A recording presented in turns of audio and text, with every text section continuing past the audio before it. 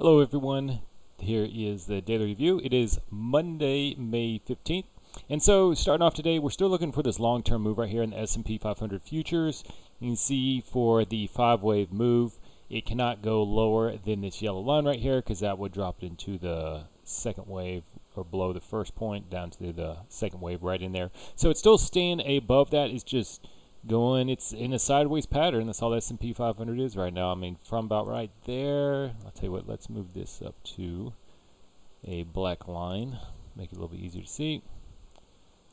All right, so from right there to about right here-ish, those are the levels. It's been, fluctuating up and down pretty much. It's gone down twice, gone up a couple of times, but that's the general area where it's been. Look, it's been in range for the past 1, 2, 3, 4, 5, 6, 7 days now. It has been in a range, so going on a week and a half for the trading days. That's been in. So we are just waiting to see which way it's going to go. I'm predicting it's going to go up here to the upside just because it's in a 5-way potential move right here. And the one we'd be looking for, the target area, the minimum for it to consider the 5-way move to be complete would be the 1.146 up at 4189.25. So right around there-ish. Of course, it can go higher than that, but that is the area we look for it to be complete. But yeah, right now it is just waffling around overall in this channel right here. So we'll see what's going to happen. Now, if the price does break out and go below this yellow line, as mentioned before, the 5-way move would be null and void, and therefore it wouldn't matter. But going into today right here, not a whole lot to write home about. Is inside day compared to yesterday. We can see we had the opening, make it a little bit bigger, easy to see. We had the opening 15-minute range candle right here for the market, open up 8:30 a.m. Central Standard Time. A little bit of sell-off, and then started rolling straight back up through it. Unfortunately, there weren't really any good trades for it because for this trade right here, when the price closes either below or above, that's the direction we're looking to go. It closed below it, but then hit the 1.14. That would be the target area for it. And so when it does close below it, that signifies we take the high of the day and go down to the low and wait for the 50% level to get it hit. Got hit right there and then finished up right here down at the 38% line for that move to be right there to be complete. So that was the S&P 500 today. Going to looking at the 4 MFI, it's in no man's land. Daily MFI, no man's land. Weekly, no man's land. So nothing to say really about S&P 500 except it's in that range. We're just waiting to see what's going to happen with it. Moving on, Russell 2000. It had definitely an up day, but again, there wasn't a whole lot we could do for it. Here's the 15-minute opening range candle right here. We see we had to close up here to the upside. Now, there was potential to see from right here, there was potential to move in, maybe get back in right here-ish or so before price went up and hit the 1.14. But what I look for is hitting down below the bottom of the rectangle box and then just take it up to the top of the rectangle box. That's the safest trade here to do it. So nothing you can really do right there.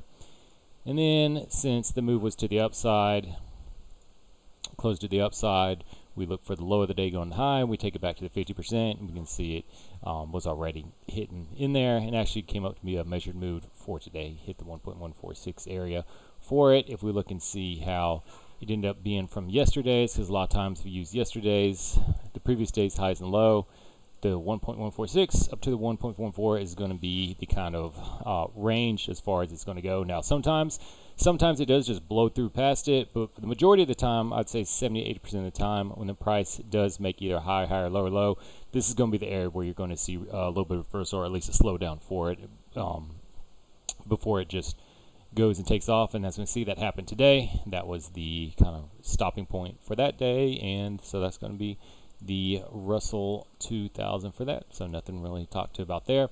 Dow Jones. This has been by far the best trade of the day. There's actually an earlier trade I got in earlier. We can see here's a 15-minute box right here. Let me delete the Fibonacci retracement level. There's the 15-minute box. You just take the body of the candle right there and draw the lines out, and those are your areas. So we had to move here to close down here down to the downside. And so what we look for is, we don't look for that one. We use that candle and that right there for the 15-minute opening candle. And price came down, never hit the 1.414 level, so still a valid trade to get in. So then price went up here, hit the top of the box, and so when it does that, that makes the exit to be down here at this box. And so got in somewhere in this candle, I'm not sure exactly when, and then had my exit slightly right up here. You see that got hit, and then this bottom of the box did not go down here and get hit, so still valid trade, and price still came up, so got in again right there, and just looking for the exit to take it down again close to somewhere here towards the bottom, and that will be that trade right there. Now if the price goes way against me right here, what I will be looking for, goodness gracious, what's this thing doing? Oh, it would help if I clicked the right button. The next area I'd be looking at getting in wouldn't be all the way here until about the 4.236 level from that move right there. So it'd have to go quite a ways away against me to get in right there, and then the exit would still be down here. I just don't have, when the market closes for the day, it takes off your exits, and so you have to go and get in, re-enter it when the market opens back up. But that's the Dow Jones, and that's the best trade. If we look at, since it closed down to the downside, we're looking for a short trade coming back up, and that one already did get filled. You see it hit the 50% down to 38, so that one is set and done for that. We'll just go ahead and draw that right back up. Ye old crude oil right here. This was an update, it was actually a downward move from the opening candle. Here you can see it right here. That's the 8:30 candle.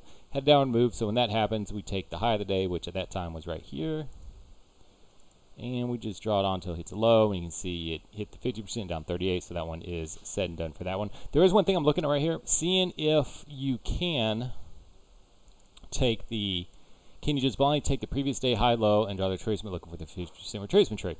So the reason why I put that there is because I used the low of that day, and I was just kept on drawing up to the high as this day started right over here. Let me show you that.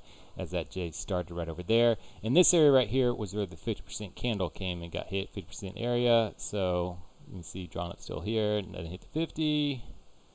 Doesn't hit the 50, which is the black line. Doesn't hit the 50 there, and there's the high. So price came down, blew through the 50.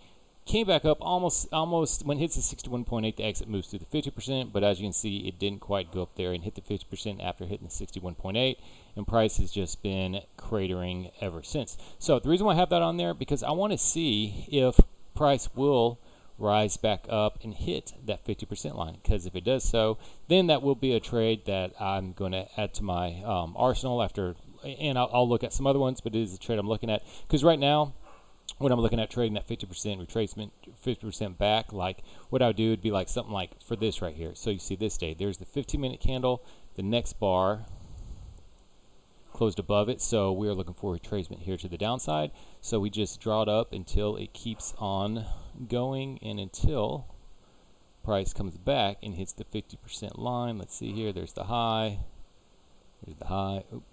Let's draw that right there. There we go. So here is the black line right here is the 50%. You can see it came back and hit the 50%, and then came back up and hit the 38% line right there. So that would be how that's typically how I'm looking at it. So I'm looking to see if you could also do it for the other way as well, because this one was here to the downside, so we've been moving it down. But now we're looking at moving it up to see if you can do it the reversal of the way. So if that is the way, so then yeah, then we'll start looking at taking it from either way as well. Not sure why I have that thing on there. I don't know, but that's obviously, it's been the 1.146 to the 1.44, and that's been an area where prices pulled back from. But we'll go ahead and take that off there. So that is crude oil. Look at the 4-hour chart. Does it not have the MFI? There we go. It's coming out from being oversold down here, so we could look for more of a pop-up here in crude oil here on the daily chart. 4-hour chart didn't show us anything. Last but not least, looking at the Nasdaq market, see right here, very, very skinny opening candle, 15-minute.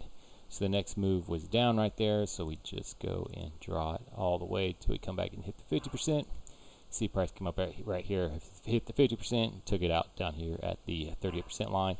There wasn't any good trading off the rectangle box, since it was such a skinny candle for the day. It would have been awesome if the opening candle was this big old full body candle right here, that would have been a great trade setup. Unfortunately, it wasn't. It was this skinny old puny one right there for that. So nothing to really look for in the Nasdaq market. Besides, we do have a longer move off the 30-minute chart right here. This is one of those days where it was an upside move and never came back and hit the 50% retracement trade. So we are looking for eventual retracement down here, assuming these highs hold down to about 12,812 currently from where price is currently at. If we look at the 4-hour chart, middle no man's land, doesn't help us out much. Daily charts getting a little bit closer to being overbought, but still has a little bit ways to go, so wouldn't expect a big move there. So eventually we're looking for a move back here to the downside of about, what's that, 800, 910, 600 or so-ish points here on the Nasdaq.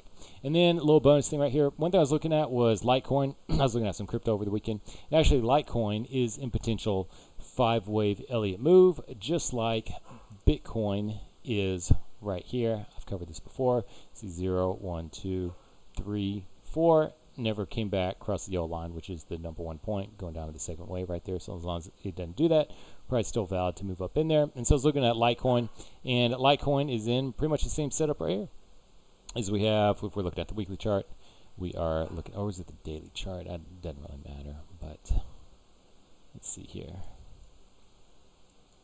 We can use either, it doesn't matter.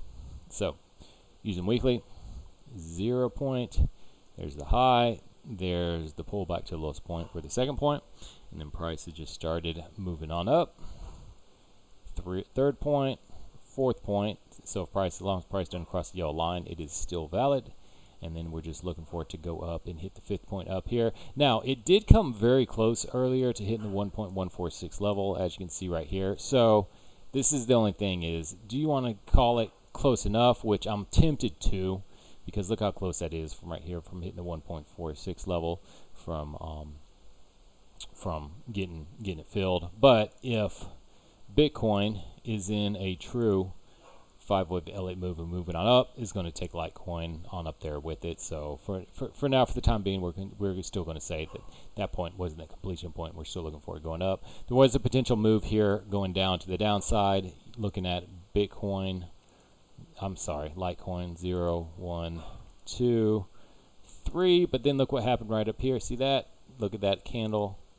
It pierced the yellow line, which is the 1 point going in the second wave right there. So that invalidates a 5-wave move down here to the downside for that move right there. So anyways, that's a wrap up for today. A little bonus for LItecoin. So the potential target for LItecoin would be, from where it's at, it'd be $422.81. So it's currently at $87.71. So if that does come to fruition, it'd be a really nice run up for that. So anyways, that's all for today. Thanks. Bye.